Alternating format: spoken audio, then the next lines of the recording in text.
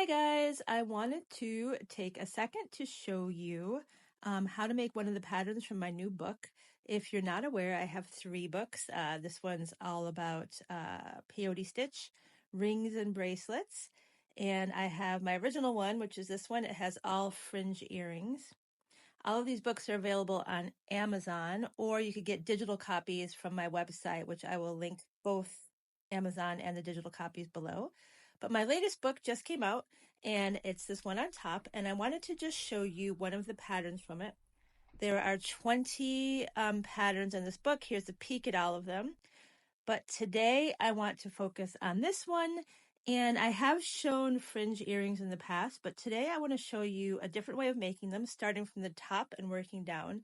And also I want to really focus on fringe, getting a nice flowy fringe. So that's what we are going to be looking at today. So first we're going to need to gather all of our supplies, and you could find them all in the book. But here I have a size 12 beading needle. Here it is. I use John James beading needles, but any size 12 beading needle will do. I also have all of my beads. I'm using Miyuki Delica's size 11, and the exact numbers are with the pattern. I have a leverback ear wire. You could use whatever kind of ear wire you have. And I also have a wire guard to attach to the top of the earring, but you can make a beaded loop if that is what you prefer. For the top section of the earring, I'm using a 6-pound weight fire line, which makes it nice and stiff. And then for the bottom of the earring, I am going to use a nylon beading thread, which is the first key in the tip of having nice flowy fringe. So I like Miyuki's beading thread, and I also like KO beading thread, which is another Japanese brand of beading thread, I believe. Yes, they're definitely a Japanese brand too. But both of these have a really nice flow to them, and that is definitely what I recommend you use for your fringe. To get started, I have cut about 5.5 feet of fire line, and I've picked up the first 4 beads in the first row of my pattern. I'm going to slide those down towards the end of my thread, leave myself about a 4-inch tail, and then I'm going to take those first 2, separate them, come back around with my needle, and come back up through those first 2 beads, and then pull it tight. So we end up with something like that, although the brown beads aren't quite where they're supposed to be, so I'm going to put them in their place. They should be stacked on top of each other. So you're going to come back down through the second 2 beads, those 2 brown beads, like that. That's the way they should be looking. And then you're going to pull that one down. And you should have that. 2 cute little sets of beads sitting next to each other. And then you pick up your next 2 beads in that first row. And you're going to come down through the last 2 beads. Like that. And when you pull those tight, it's going to sit right next to the other 2, like that. Don't be afraid to tell them where you want them to be, put them in their place, and then you're going to come back up through those same 2 beads. And when you pull it tight, you have something like this. Now I'm going to add my ear wire, and this is different from the ways I have taught how to make fringe earrings in the past, because we're starting from the top and working our way down. So we're adding our ear wire. You put our needle through the hole of the ear wire, through one side. You have something like that. And then you're going to bring your needle down through the opposite side and through that outside section of beads. Just like that. So you pull that down. And it's very important that you keep the thread in that little channel. Now see, mine has come out of the channel, so I'm just going to make sure I'm putting it in the channel. Like that. And honestly, when you're doing this yourself, just hold your fingers next to the channel and then it won't fall out. But I was trying to show you, so that's why it always falls out for me. And then I'm going to go back around and do that again. but I'm going to come through that center bead because I don't want to have the exposed thread if I were to skip all the way over to the outside beads. So I'm coming through those center 2 beads, back up through the opposite side of that wire guard, sorry. And then I'm going to come back down the opposite side of the wire guard and through that outside row of beads.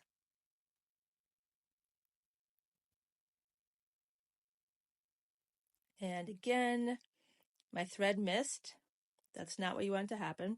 I have actually like made earrings and then halfway through realized that that thread was exposed, and you don't want that to happen. So maybe me messing it up is showing you exactly what you don't want to happen to yourself.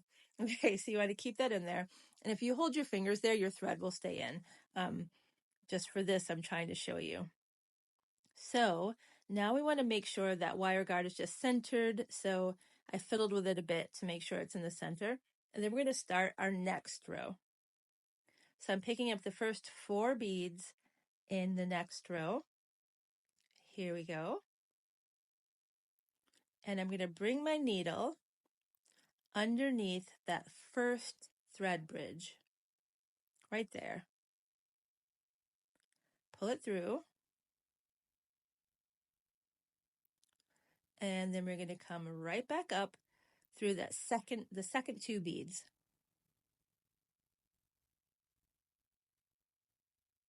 Like that. And what we're doing here, this is increasing brick stitch rather than decreasing brick stitch, which is the way I normally have taught this. So now we have that, and we don't have to do any other steps except pick up our next 2 beads. And then we're going to come underneath that next thread bridge, like that. Pull it through. And this one, we're just going to come straight back up through those 2 beads.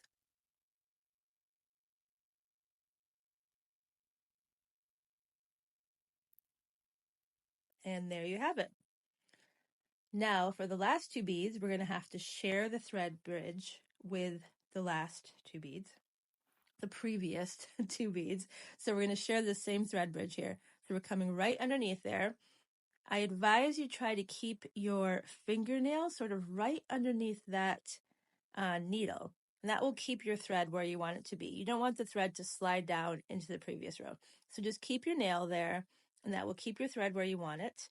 And then you come right back up through those 2 beads you've just added. And you should have something that looks like this.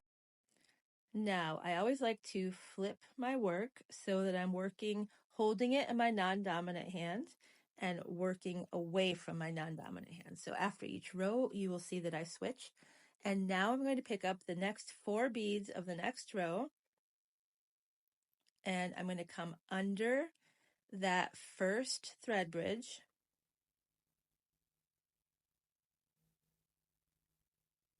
Pull it through.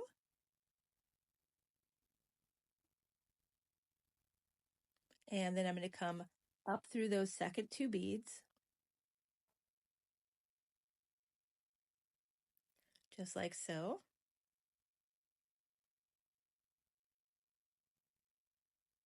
And then I will pick up my next 2 beads and come under the next thread bridge. And I'm picking up beads according to the pattern. So just keep your eye on your pattern. Make sure you're picking up the right beads if you're following a pattern. If you don't want to have the pattern, then don't worry about it. You could just still learn. Okay, see, I missed the bead there. I'm coming up through 2 beads there. But you can just follow along with this technique. Try to do it in all solid colors until you get the hang of the technique. I'm picking up another 2 beads. I'm coming through that next thread bridge.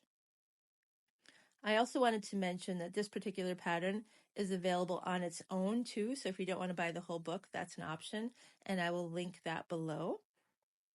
And then we're coming back up through those 2 beads. And then that outside thread bridge is always going to share with another set of beads. So the 2 outside thread bridges will share and the center ones don't share. So I'm picking up my next two beads, sharing that thread bridge. Keep your nail right underneath that needle so the thread doesn't slide down. And then we come right back up through those two beads. Like so. Okay, and now we have our third row completed. Again, I'm going to flip it over and then we start on the second one. And this one I'm going to zoom through because you should have it now. So that outside row is where we increase, sharing a thread bridge, comes straight back up. The center ones are just two at a time. So for years, I used to do it with decreasing brick stitch. So I would start at the bottom of this triangle and work my way up. But I just feel like there are more steps involved and you have to end up going back to the top to add your ear wire. And yeah, I've just switched to this way and I love it and I hope you will too. So I just wanted to show you. And in the new book, I have shown both ways. I've shown the increasing way and my patterns start at the top now. So that's why I just wanted to go over this in case you had one of my old books and you didn't understand why I had switched. So here we are going through that section in a fast way. And I'm now on my last two beads of that top section. And you should have something that looks like this. Very cute. And now we're going to take our needle and we just need to get rid of this thread because we're going to switch over to that nylon thread.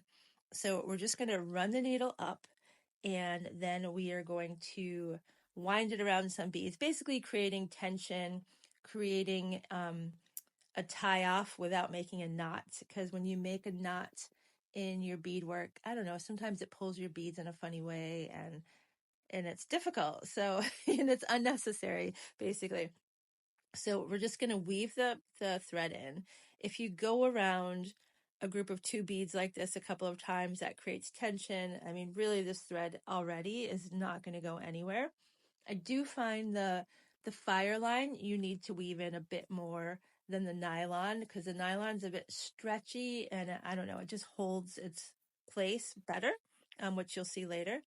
But yeah, so just sort of weave that back in and then clip it in and do the same thing with that original tail. We want to just get rid of that now. So thread that onto your needle and then weave that back in to your work as well and clip that thread too. And then we'll be ready to start part 2 of the earring. Okay, so here we are. I have finished that off. I'm going to give it a clip. And here we have a beautiful finished piece of beadwork. So now I'm also going to start with about 5.5 feet of the nylon thread. The important thing to remember with the nylon thread is you always have to stretch it out. It will have a natural sort of curve to it from being on the spool for so long. And you want to get rid of that because you don't want your fringe to be curvy because of the thread. So give it a good stretch all the way along. Thread your needle, and now we are ready to go. So I'm going to start a couple of rows up, and I'm just going to anchor this thread. So in the same way we did before, I am going to go around 2 sections of double beads here. And wind around those 2. And after I've done it a couple times, I'll give it a good tug and make sure my thread is nice and secure. See, I'm pulling it there and already that thread is secure. I'm just going to go up one more though because I like to be extra secure. So I'm going to go up one row and then I'm going to come down this outside edge because I want my needle to start on the outside edge of that bottom row.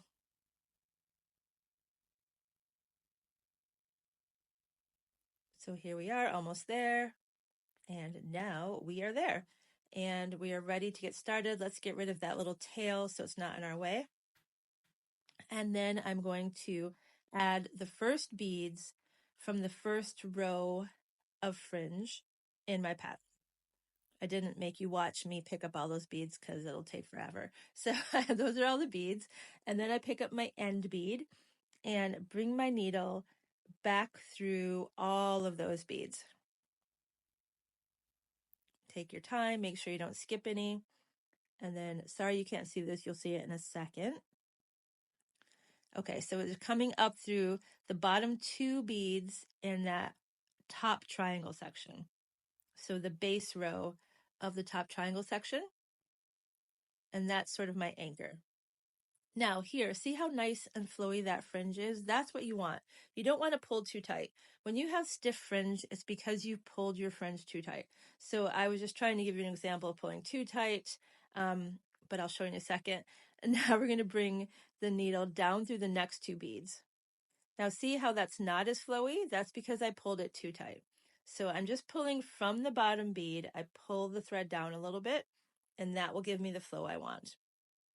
Now, if you are just starting, I suggest with every row of fringe, you do that little like flow test. Make sure your fringe is the right tension.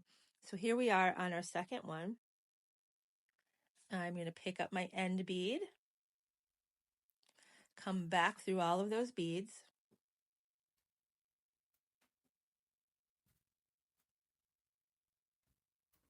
I missed a couple there. Normally I actually hold this in my hand and do it, but when I try to do it for a video, of course, it never works out. So I'm pulling through all of those beads, and there's one there I missed, so I'm going to go through that, and then the two beads in the base row of that triangle. There we go, pull that all through. Okay, and then again, test my fringe. Is it flowy? Do I need to adjust it? If you need to loosen it, then pull at the bottom, the end bead, and that's how you would loosen it. And try to do that before you come back down the next 2 beads, because you don't want all that friction on your thread. And then I always lay it down and make sure it's looking like my pattern the way I want it to be. So I don't want to be through about 5 rows of fringe and realize I messed up. And so I'm repeating this again, coming back up through all of those beads. Sometimes you like hit a magic spot and you get through all of the beads at once. There are also really long beading needles you could buy just for fringe. I kind of think they're unnecessary. It's good to just have one beading needle you could use for everything, which I really find these size 12s do for me. So I'm coming back up through there, and then I'm going to come down the side through that next set of 2 beads. And again, I am checking my flowy fringe, making sure everything is where I want it to be. And with that one, see, I pulled it too tight, that yellow one. So I need to loosen that up because we don't want it to be stiff like that. We want it to be flowy. And so, yeah, so each fringe, you just want to do that. Check your fringe. The main problem I see with fringe is not using the right thread and pulling your fringe too tight. So if you take care of those 2 things, I think your fringe is going to be fine and flowy. So just keep your eye on those things and you should be fine. Now here, I have run out of thread. You will run out of thread with fringe. Don't try to have like a 10-foot piece of thread so you don't run out of thread, because you're just going to have problems with knots. So here I am. I have my thread, leftover thread, about 4 inches. Also, make sure you leave yourself enough thread to be able to work it back into your earring. So I have about 4 inches. I'm just working it back in. I wind it around again to really anchor it, just like we did at the beginning. And then I'm going to cut myself a new piece of thread, anchor it, and start again. So here I am. I have my new piece of thread. Don't forget to stretch it. Stretch your thread. Don't forget. And then I'm going to anchor it and work my way back down. Now, what I did here, which I guess it's kind of a mistake, but not really a mistake, but I worked my thread back down to the outside edge. But really, you want to come back down to where you stopped beading, especially if you're following a pattern. So I didn't do that. I came out, you'll see in a second, I'm going to come out of that outside edge. And so for me, I just had to think a bit harder when I was following the pattern and start from the last row of my fringe and work back for 2 rows. See, I'm showing you here. This is when I realized I messed up, but that's okay. So I'm just going to work my way backwards. And there we go. I'm all finished. And we have some nice flowy fringe earrings. I feel like it comes together faster this way when you work from the top to the bottom. So I hope you will enjoy doing it that way as well. And yeah, I will link the book below as well as the individual pattern. If you just want to get this one pattern, I completely understand. I will link that below. You can get a digital copy of that and bead these up over the weekend. I call them tapas earrings. They were inspired by a trip I took to Madrid last summer, and they're some of my favorites. So I hope you like them too. Oh, I forgot about adding an ear wire. I have my leatherback ear wire here, and I'm just going to twist it with my pliers. Twist it away from yourself. You don't want to open it from top to bottom. You twist it from side to side. Add the ear wire on there, and then just give a gentle little twist back. Never twist more than you have to. Go with the very, very minimum because the metal is weak. You know, you don't want to make it weaker by twisting it back and forth, because it will eventually break if you do that. So as little as possible. And there we have it. Thanks so much for being here, and I hope you will subscribe if nothing else. All right, bye.